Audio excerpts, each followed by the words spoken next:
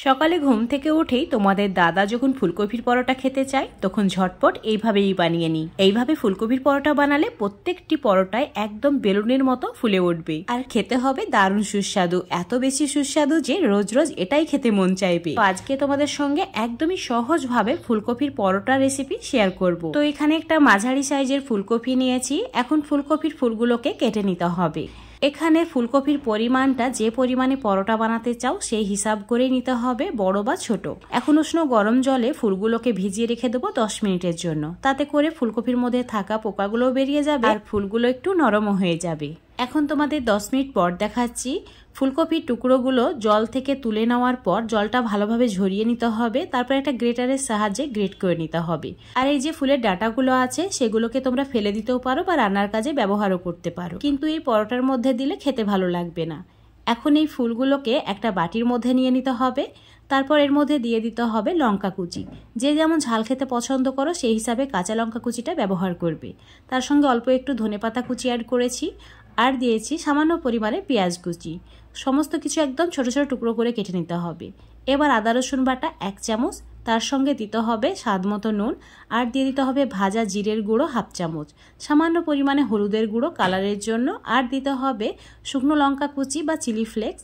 তো এখন সমস্ত কিছু ভালো করে হাত দিয়ে মাখিয়ে নিতে হবে। এইভাবে মচলে মাখিয়ে নিলে এই পরোটার স্বাদ কিন্তু অনেক গুণ বেড়ে যাবে। এবারে মিশ্রণের মধ্যে দিয়ে দিতে হবে আটা। 1/2 কাপের চেয়ে একটু বেশি আটা নিয়েছি। যতটুকুই আটা নেবে ততটুকুই জল অ্যাড করতে হবে। আর পরে যদি ঘন মনে হয় তাহলে আরও 4-5 চামচ জল অ্যাড করতে হবে। এইভাবে সম্পূর্ণ জলটাই অ্যাড করে দিয়েছি। তারপর ভালো করে মিশিয়ে নিয়েছি। এখন তোমাদের কিছু সময় পর দেখাচ্ছি। দেখতে পাচ্ছ এটা কিন্তু অনেকটাই ঘন, তাই আরও 4-5 চামচ মতো জল অ্যাড করে দেব। আর এখানে তোমাদের বুঝে নিতে হবে আটার পরিমাণ হিসাবে জল কতটুকু লাগবে। ঠিক এই রকম ঘন একটা মিশ্রণ রেডি করে নিতে হবে। তো এই মিশ্রণটা একদমই পারফেক্ট হয়েছে। এখন তাহলে আমরা পরোটাগুলো বানিয়ে নেব। গ্যাসের চুলোর ওপর একটা তাওয়া গরম করে নিয়েছি আর টিস্যু পেপারের সাহায্যে তাওয়াটার মধ্যে অল্প তেল ব্রাশ করে নিতে হবে। এখন মিশ্রণটি 2 হাতা মতো তাওয়ার মধ্যে অ্যাড করে দিতে হবে আর হাতার সাহায্যে ঠিক এইভাবেই ছড়িয়ে দিতে হবে। অবশ্যই চুলোর ফ্লেমটা একদম হাই করে রাখতে হবে প্রথম থেকে শেষ পর্যন্ত।